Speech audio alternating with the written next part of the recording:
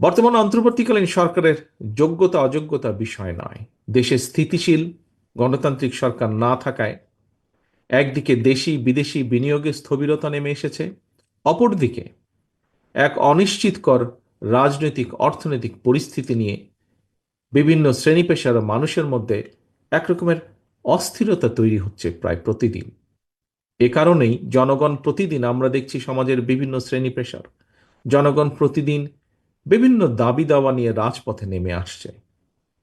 যদিও আনফর্চুনেটলি তাদের এই দাবি দাবা শোনার কেউ নেই এই মুহূর্তে। জনগণের বাংলাদেশে জনগণের ভোটে জনগণের কাছে জবাবদিহিমূলক সরকার প্রতিষ্ঠায় যে কোনো ধরনের অজুহাত কিংবা গড়িমসির সুযোগ নিয়ে পতিত পলাতক পরাজিত স্বৈরাচার মাথা চাড়া দিয়ে ওঠার অপেক্ষায় রয়েছে, কিন্তু এটি আজকে বিভিন্ন বক্তার বক্তব্যেও ফুটে উঠেছে কথাটি। তবে ফ্যাসিবাদ মুক্ত বাংলাদেশে জনগণের গণতান্ত্রিক অধিকার প্রতিষ্ঠার মাধ্যমে ফ্যাসিস্ট তাবেদার অপশক্তির পুনর্বাসনের পথরোধ করা সম্ভব।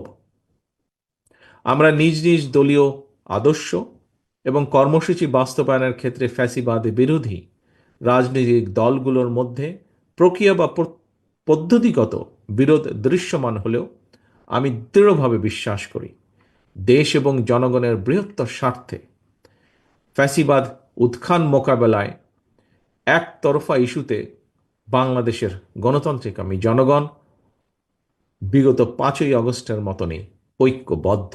অন্তর্বর্তীকালীন সরকার প্রধানের সঙ্গে দেখা করে রাজনৈতিক দলগুলো আবারও জাতীয় নির্বাচনের তারিখ, দিন, সুস্পষ্ট দিনক্ষণ ঘোষণার দাবি জানিয়েছে।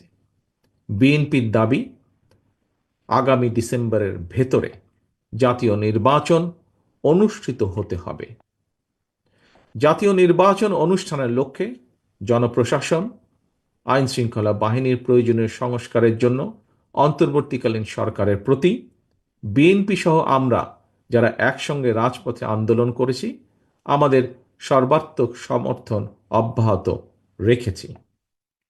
সুতরাং দেশে বিদেশে সম্মানিত দক্ষ এবং যোগ্য ব্যক্তিত্ব অন্তর্বর্তীকালীন সরকার প্রধানের নেতৃত্বে জনগণ অবিলম্বে দেশের ইতিহাসের সবচেয়ে অবাধ নিরপেক্ষ একটি জাতীয় নির্বাচন দেখতে পাবে।